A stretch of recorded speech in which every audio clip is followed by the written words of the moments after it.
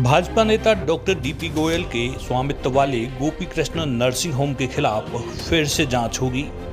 उपचार के दौरान महिला की मृत्यु के मामले में ये विवेचना की जाएगी।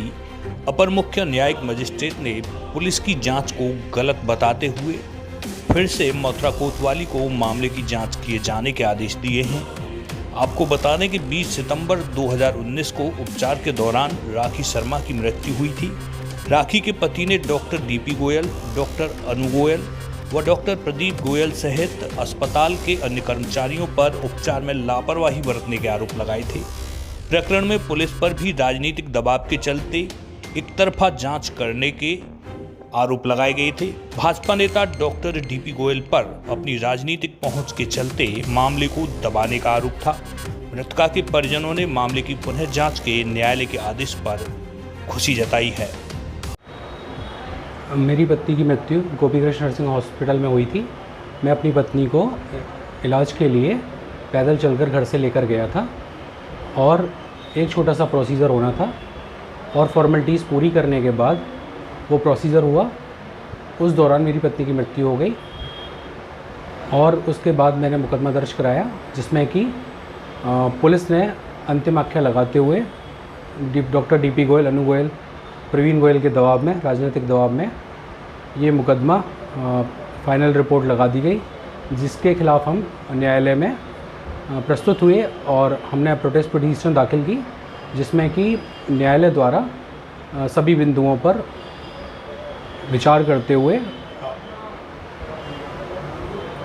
दोबारा जांच के आदेश दिए। आपको लगता है अब न्याय मिल पाएगा? 3 साल लड़ाई लड़ते हुए हो गए आपको। हाँ, न्यायालय के समक्ष आकर मुझे लगा कि अब न्याय मिल पाएगा।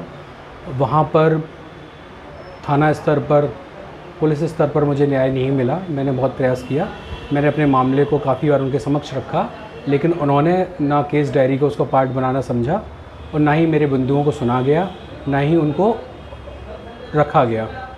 तो न्यायालय के समक्ष आकर मैंने अपनी प्रार्थना रखी और न्यायालय ने उसको मानते हुए न्याय के लिए पुनः जांच के आदेश दे दिए।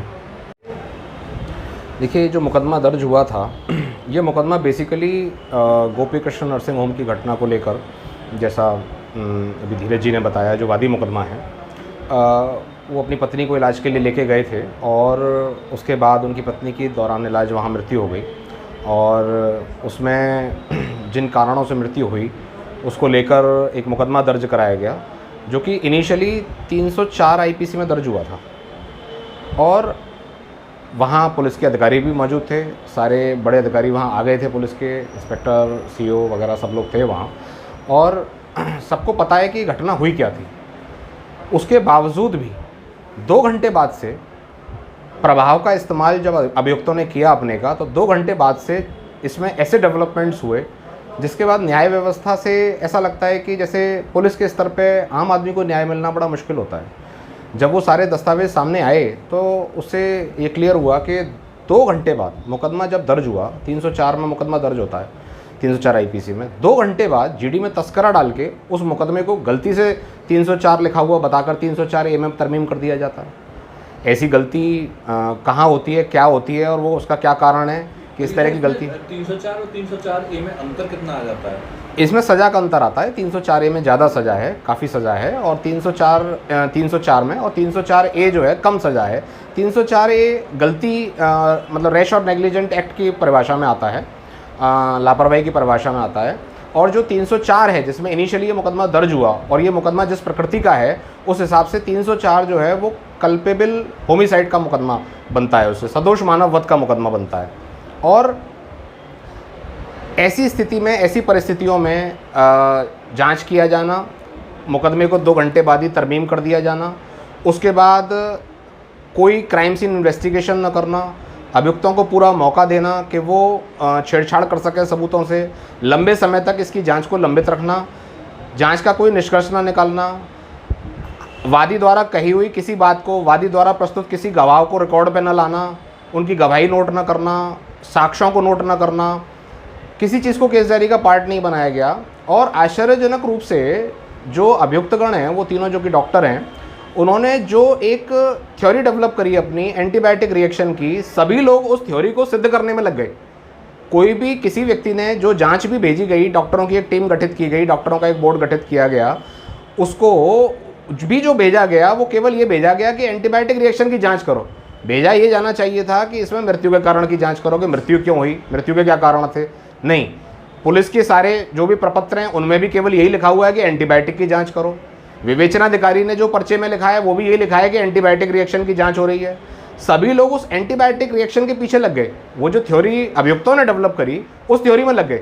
किसी ने मृत्यु के कारण की जांच करना उचित समझा, जबकि सच बात यह है कि जो कागजात दिए गए उन कागजातों में ही इस बात का स्पष्ट प्रमाण है कि मृत्यु के क्या कारण है, जो हमने प्रोटेस्ट में लिख के भी दिया, जो पोस्टमार्टम से भी सिद्ध है, जो डॉक्टर डीपी गोयल ने कागज़ दिए, जो पर्चे दिए इलाज के, जो भी इन्होंने ट्रीटमेंट दिया उसका जो डिटेल्स हमें दिए, जो पुलिस में भी इन्होंने सबमिट किए, उससे भी वो क्रिस्टल क्लियर है कि डेथ किस तरह से हुई और क्या क्या किया गया, क्या प्रक्रिया हुई और क्या परिस्थितियाँ हुई, किन परिस्थितियों में डेथ हुई। लेकिन उसको रिकॉर्ड पे नहीं लाया गया, ना तो डॉक्टरों के दल ने उसको रिकॉर्ड पे कहीं लिया, ना विवेचनाधिकारी ने उसको कहीं रिकॉर्ड पे लिया। ऐसी परिस्थिति में हमारे सामने एक ही ऑप्शन था, FR लग गई, उसमें पुलिस ने अंतिम आख्या प्रस्तुत कर दी, हमने प्रोटेस्ट पिटीशन फाइल किया। प्रोटेस्ट पिटीशन के बाद थोड़ा इंतज़ार हमारा ज़्यादा इसलिए हो गया कि बीच में कोरोना के चलते हुए अदालतें बंद रहीं, काम नहीं हो पाया और महामारी के चलते हुए। लेकिन अब जब सुचारू हुआ तो बहस हुई मामले में और पूरे सारे बिंदुओं पर जो जांच में कमियां छोड़ी गई विवेचनाधिकारी द्वारा और जो अधिकारियों का जो इसमें रोल रहा या मेडिकल प्रोफेशनल्स का जो इसमें रोल रहा, जिनका बोर्ड गठित किया गया, वो सारी चीज़ें विस्तृत रूप से अपने प्रोटेस्ट में हमने लिख कर दी। ऑनरेबल कोर्ट के सामने हमने अपने सबमिशंस रखे और इस बात का संतोष है कि माननीय न्यायालय से न्याय मिला और माननीय न्यायालय ने वो सारे बिंदुओं पर अग्रिम विवेचना के लिए कोतवाली को निर्देशित किया है, कोतवाली पुलिस को, मथुरा को, थानाध्यक्ष को, और वो सारे बिंदु अपने आदेश में और जो बहस की गई और जो प्रोटेस्ट पिटीशन के जो सारे पॉइंट्स थे जिन पे पुलिस ने जांच नहीं करी या जांच की जानी चाहिए थी या जो गलतियां पुलिस ने करी, वो सारी इंगित करते हुए उन सारे बिंदुओं के आलोक में अग्रिम विवेचना के लिए पुलिस ने आदेश दिए। वकील साहब, इस मामले में कौन कौन लोग आरोपी बनाए गए हैं? इस मामले में डॉक्टर अनु गोयल, गोपी कृष्ण नर्सिंग होम के डॉक्टर अनु गोयल, डॉक्टर डीपी गोयल और डॉक्टर प्रवीण गोयल और इसके साथ अन्य भी। आपको लगता है जांच तो फिर से पुलिस करेगी, इस बार न्याय मिल पाएगा, पुलिस की जांच इस बार ठीक से हुई लगता है?